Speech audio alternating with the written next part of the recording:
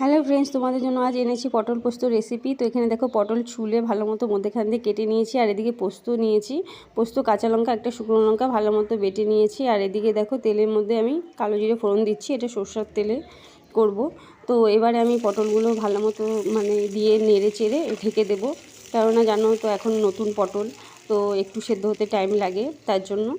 আর দেখো ঢাকা তুললাম, এখন দেখো কালারটা অনেকটা চেঞ্জ হয়ে এসছে। এটাকে এখন নুন আর হলুদ দেবো পরিমাণ মতো, দিয়ে ভালো মতো এটাকে ভেজে নিতে হবে। আর কিন্তু গ্যাস একদম কমিয়ে এটা করছি।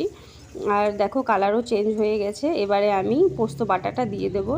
পোস্ত দিয়ে খুব ভালো মতো এটাকে ভেজে নিতে হবে, একদম কম আঁচে।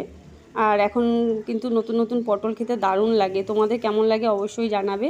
তো দেখো এখানে আমার খুব ভালো মতো কষানো হয়ে গেছে। এবারে আমি এক বাটি জল দেবো, বেশি দেবো না, যেহেতু পটলটা আগে থেকে সেদ্ধ হয়ে গেছে। আর এবারে আমি দিচ্ছি একটুখানি চিনি, তোমরা চাইলে নাও দিতে পারো।